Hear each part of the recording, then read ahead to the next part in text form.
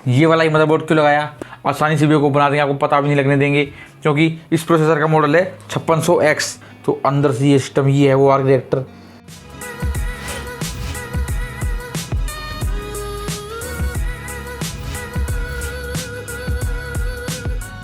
तो हेलो दोस्तों, कैसे हो आप सब? आप सबका फिर स्वागत है मेरे यूट्यूब चैनल फनबॉक्सिंग में। मैं आज आप सबके लिए लेके आऊँ एक बहुत ही दमदार दासू पीसी बिल्ट। ये एक बहुत ही शानदार और पावरफुल मशीन है, और ये पावरफुल, दमदार और हैवी होने के साथ साथ बहुत ही सस्ती भी है, मतलब फुल बजट में है। तो इस पूरे सिस्टम के अंदर मैंने कौन कौन से कंपोनेंट लगाए हुए हैं और उनका क्या प्राइस है, कितनी वारंटी है उनकी, वो सब मैं आपको इस वीडियो में आगे बताऊँगा। तो बने रहिए मेरे साथ। सबसे पहले हम शुरुआत करते हैं इसके मदरबोर्ड के साथ, और ये है वो मदरबोर्ड जो मैंने लगाया है इस पीसी के अंदर, गीगाबाइट का B450M। और मैंने अपने सिस्टम में ये वाला ही मदरबोर्ड क्यों लगाया, क्योंकि सबसे सस्ता मदरबोर्ड जिसके अंदर आप बढ़िया तरीके से गेमिंग कर सको, इससे सस्ता और कोई और मदरबोर्ड नहीं है जिसके अंदर आप लिक्विड कूलिंग में लगा सको और एक बढ़िया गेमिंग परफॉर्मेंस ले सको, और साथ में ग्राफिक कार्ड के साथ। इस मदरबोर्ड के अंदर DDR4 सपोर्टेड रैम लग सकती है, और इसके अंदर रैम के 2 स्लॉट है, यानी कि इसके अंदर आप 2 रैम लगा सकते हो एक साथ, चाहे आप 8-8 GB के लगाओ या फिर 16-16 GB की, वो आपकी मर्जी है। तो मैंने इसीलिए ये वाला मदरबोर्ड लिया है, और ये मदरबोर्ड मेरे को 4000 रुपये का पड़ा है। तो मैंने ये पूरा सिस्टम लोकल मार्केट में जाके बनवाया है, क्योंकि मैं दिल्ली में रहता हूँ, तो दिल्ली में सबसे बढ़िया कंप्यूटर की मार्केट नेहरू प्लेस ही है, तो इसको मैंने वहीं जाके बनवाया था। तो अगर आप दिल्ली से बाहर रहते हो तो जितने भी कंपोनेंट मैं सब बताऊंगा इस वीडियो में आगे, आप उन्हीं सबको लेके अपनी लोकल मार्केट में भी सर्च कर सकते हो, और इन सब के लिंक मैं डिस्क्रिप्शन में भी डाल दूँ अमेजोन के, आप वहाँ से भी कंपेयर कर सकते हो। तो जहाँ से भी आपको इसका प्राइस कम लगे आप वहाँ से इसको बाई करके बनवा सकते हो। ठीक है। इस मदरबोर्ड की 3 साल की वारंटी है, तो 3 साल तो काफ़ी बढ़िया है, और इसके अंदर AMD प्रोसेसर सपोर्ट करता है। तो इस मदरबोर्ड के अंदर आप AMD का प्रोसेसर लगा सकते हो, क्योंकि मैंने भी इसके अंदर AMD का ही प्रोसेसर लगाया है, मैंने इसमें इंटेल का यूज़ नहीं किया है। तो ये तो हुई इसकी मदरबोर्ड की बात। आगे देखते हैं मैंने इसके अंदर CPU कौन सा लगाया है। तो मैंने इस मदरबोर्ड के साथ इसके अंदर Ryzen 5 का CPU लगाया है AMD का, और इस प्रोसेसर के अंदर 6 कोर और 12 थ्रेड्स है, और 4.6 GHz का मैक्स बूस्ट है। तो ये काफ़ी बढ़िया है। इसका मॉडल है 5600X। तो X का बिल्कुल ध्यान रखना, क्योंकि इसमें एक G भी आता है जो कि इससे बहुत ही सस्ता है, तो ये X वाला है। और एक और बात, इस प्रोसेसर के अंदर इंटरनल ग्राफिक्स नहीं है बिल्कुल भी, क्योंकि मुझे सिस्टम के अंदर अलग से ग्राफिक कार्ड लगाना था गेमिंग के लिए, तो मैंने ये बिना ग्राफिक्स वाला प्रोसेसर लिया है। अगर आपको भी अपने पीसी में अलग से ग्राफिक कार्ड लगाना है तो आप भी इसी प्रोसेसर को लेना, क्योंकि प्रोसेसर के अंदर भी ग्राफिक्स होंगे और आप सिस्टम में भी ग्राफिक कार्ड लगा लोगे तो कोई फ़ायदा नहीं होगा डबल डबल लगाने से, इसलिए मैंने बिना ग्राफिक्स वाला प्रोसेसर लिया है। कोई सेंस है इस बात? तो इसकी परफॉर्मेंस काफ़ी बढ़िया है। इस प्रोसेसर की भी 3 साल की वारंटी है, और ये मेरे को 13,500 रुपये का पड़ा है आफ्टर मार्केट से। तो मेरे को काफ़ी अच्छी डील मिल गई। मैंने बहुत सारी दुकानों पे धक्के खाए जा जाके, सबसे अलग अलग रेट लिए, तो जहाँ से मुझे सबसे बढ़िया मिला मैंने इस सिस्टम को वहीं से बनवाया है। पर मैं उस दुकान का नाम बिल्कुल भी नहीं बताऊँगा, क्योंकि उसका काम करने का तरीका कुछ ज़्यादा अच्छा नहीं था। वो बहुत ही जल्दबाजी में और फटाफट से बस सिस्टम बांध के भगाने की कोशिश में लगा हुआ था। तो क्योंकि मेरे को रेट सस्ता मिला मैंने इसलिए सिर्फ उससे काम करवाया। बाकी आप भी, अगर आपको ज़्यादा नॉलेज नहीं है कंप्यूटर वगैरह की, किसी सिस्टम की, तो आप साथ में किसी जानकार को जरूर लेकर जाए, क्योंकि मार्केट में आपको आसानी से वीडियो को बना देंगे, आपको पता भी नहीं लगने देंगे। क्योंकि इस प्रोसेसर का मॉडल है 5600X, और एक इसी में आता है 5600G। तो G बहुत ही सस्ता है, कम से कम 3-4 हज़ार रुपये सस्ता है इस प्रोसेसर से, और इन दोनों के परफॉर्मेंस में भी काफ़ी फ़र्क है। तो इसलिए आप किसी जानकार को साथ में ले जाओगे तो काफ़ी अच्छा रहेगा आपके लिए। और साथ में मैंने इसमें ये 2 रैम लगवाई है 8-8 GB की G-Skill की। तो रैम काफ़ी बढ़िया है, ये DDR4 की रैम है, क्योंकि इस मदरबोर्ड में DDR4 ही सपोर्ट करता है, और इस रैम की स्पीड 3200 मेगाहर्ट्ज़ तक है। और ये एक रैम 1800 रुपये की पड़ी है मेरे को, यानी कि 3600 रुपये की दोनों रैम, और इस रैम की वारंटी है लाइफ टाइम की। जी हाँ, मैं सच कह रहा हूँ, इन दोनों रैम की जो वारंटी है वो है लाइफ टाइम की, यानी कि सिर्फ एक बार परचेज करके लगवाओ और फिर जब भी ख़राब हो अपना वारंटी भी रिप्लेस कर लो। तो ये तो एक तरीके से वन टाइम परचेज है मेरे लिए। तो बात करते हैं इसकी SMPS की, यानी कि पावर सप्लाई की। तो आज का टाइम पूरा RGB से भरा हुआ है, लाइट ही लाइट, हर जगह यहाँ लाइट वहाँ लाइट, पूरे सिस्टम में लाइट, ग्राफिक कार्ड में लाइट, मदरबोर्ड में लाइट। तो इतनी सारी लाइटों को जलाने के लिए सिस्टम के अंदर पावर भी चाहिए, तो इसीलिए मैंने लिया है ये गीगाबाइट का P550B। तो ये 550 वाट का SMPS है, और और ये 80 प्लस ब्रॉन्ज से भी सर्टिफाइड है। इसका मतलब ये है कि इसके अंदर जितने भी कंपोनेंट है, छोटे छोटे अंदर के कैपेसिटर वगैरह, वो सब ब्रॉन्ज के हैं, तो इससे भी कूल भी रहेंगे और जल्दी से ख़राब भी नहीं होंगे। और इसके अंदर जो फ़ैन है वो बहुत ही साइलेंट है, यानी कि उसके चलने का पता भी नहीं लगता बिल्कुल भी। तो ये काफ़ी बढ़िया और पावरफुल SMPS है जो मैंने अपने सिस्टम में लगवाया है। और ये SMPS थोड़ा भारी भी है, ये 1 किलो 800 ग्राम का है, यानी कि लगभग 2 किलो के आसपास का है। और इसकी भी 3 साल की वारंटी है। ये मुझे 3500 का पड़ा बाहर मार्केट से, तो काफ़ी बढ़िया डील रही इसकी भी। तो अब बात करते हैं इसकी इंटरनल स्टोरेज की।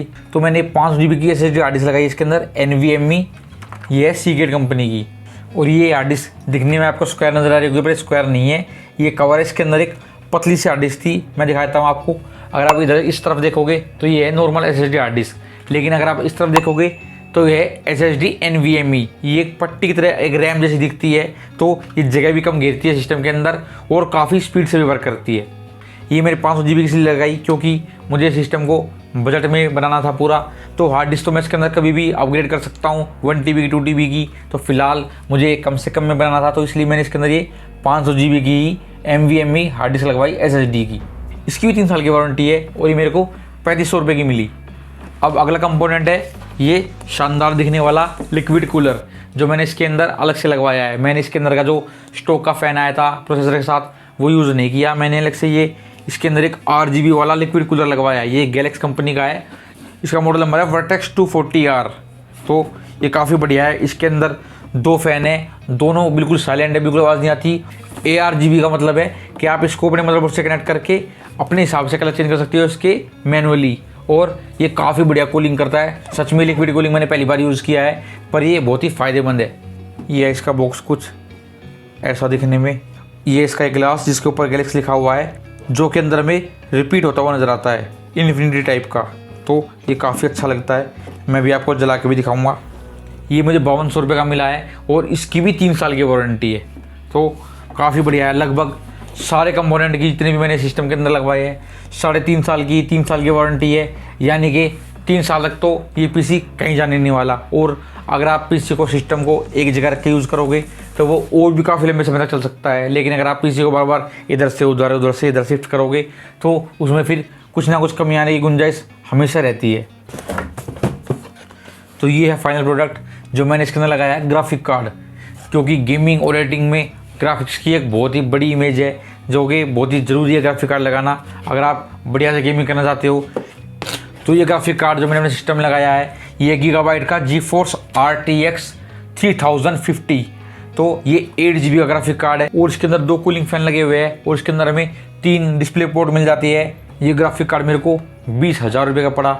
ये इस पूरे सिस्टम में सबसे महंगा गैजेट है जो इसके अंदर मैंने लगवाया है। ये 20,000 रुपये का पड़ा तो है, लेकिन इसकी स्पीड काफ़ी शानदार है। आप इस पर कितने भी घंटों तक GT5 Khelo, Knock the fuck out! या फिर PUBG, आपके सिस्टम में गेम बिल्कुल भी लैग नहीं कर सकते। और एडिटिंग की तो आप पूछो ही मत, कितनी भी देर तक करते रहो सिस्टम में जरा सा भी फ़र्क नहीं पड़ता, बिल्कुल भी हीट नहीं होता और काफ़ी स्मूथ एक्सपीरियंस रहता है। और इस ग्राफिक कार्ड की भी 3 साल की वारंटी है, तो लगभग मेरे पूरे सिस्टम की ही 3 साल की वारंटी है, क्योंकि हर प्रोडक्ट की 3 साल की वारंटी है। तो अब बात करते हैं कैबिनेट की। ये कैबिनेट भी गैलेक्स कंपनी का है, रेवोल्यूशन 01। इसके अंदर भी 4 फैन लगाए हैं पहले से ही। चारों फैन ARGB है और काफ़ी साइलेंट है और कूलिंग भी काफ़ी बढ़िया करती है। पूरे सिस्टम के अंदर वेंटिलेशन बहुत बढ़िया रहती है। तो अब फटाफट से मैं इसको चला के दिखाता हूँ, लेकिन एक सीक्रेट गैजेट वो है आर्क रिएक्टर। उसका क्या काम है अभी चला के दिखाता हूँ, पहले फिर बताऊँगा। तो ये पूरा सिस्टम लगभग 55-56 हज़ार रुपये का मेरे को कंप्लीट मिला है और मैंने पूरी कोशिश करी है कि मैं इसको कम से कम बजट में कर सकूं। लेकिन अगर बढ़िया गेमिंग करनी है, एडिटिंग करनी है, इसको अपने काम में लेने के लिए, तो ये सब कंपोनेंट लगाने काफ़ी ज़रूरी थे। हाँ, बस ये एक लिक्विड कूलिंग वाला जो है ये मैंने कुछ शो के लिए लगाया है, अच्छा लगने के लिए लगाया है। बाकी अगर आप ये ना भी लगाओ तो भी कोई दिक्कत नहीं है, लेकिन बाकी सभी कंपोनेंट जो मैंने अभी आपको बताए ये सब तो बहुत ज़रूरी है इस सिस्टम के लिए। तो अब फटाफट इसको चला के दिखाता हूँ।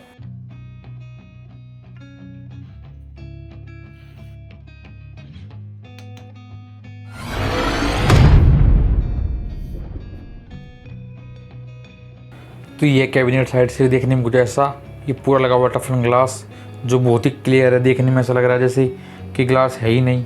और इसको खोलने के लिए इसमें कोई नट बोल्ट नहीं दिए हुए, सिर्फ इधर से। सबसे पहले इसको बंद कर देता हूँ। देखने में अच्छा लग रहा है ना ये। वैसे तो ये बाइक के लिए बना था, पर मैंने इसको इसके ऑन ऑफ के बटन के ऊपर लगा दिया है, तो ऐसे करने से ये ओपन हो जाता है और ऐसे करने से बंद। तो मैं था इसके ढक्कन के ऊपर। इसके ढक्कन खोलने के लिए इधर दी हुई एक छोटी सी कुंडी, आप इसको पकड़ो और बस ऐसे दबा दो तो इसका पूरा ये डोर खुल जाएगा। तो अंदर से ये सिस्टम ये है वो आर्क रिएक्टर जिसकी मैं आपको बात कर रहा था, टोनी स्टार्क वाला, मैंने वहीं से चुराया है। इधर लगे हुए सामने की तरफ 3 फैन, और ये है अंदर वो गैलेक्स जो मैं आपको बता रहा था कि अंदर रिपीट में दिखाई देता है। ये इसके लिक्विड कूलर का है, हेड है। और ये जो ऊपर दिए हुए है ये इसके लिक्विड कूलर के फ़ैन, और ये पीछे कैबिनेट का फ़ैन। ये लगा हुआ है ग्राफिक कार्ड, और नीचे लगा हुआ है इसके SMP-S।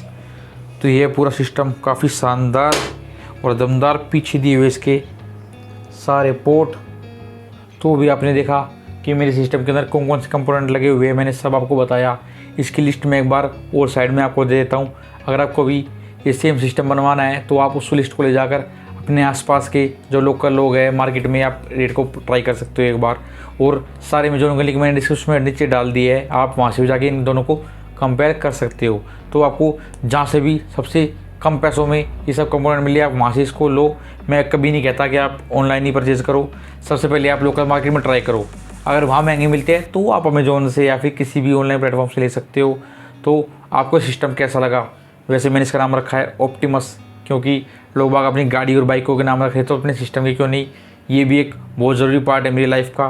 तो आपको वीडियो कैसी लगी? अगर वीडियो अच्छी लगी हो तो वीडियो को कर दो लाइक, कर दो, बिल्कुल फ्री है। और चैनल को तो सब्सक्राइब। मिलते हैं नेक्स्ट वीडियो में, तब तक के लिए टाटा, बाय बाय।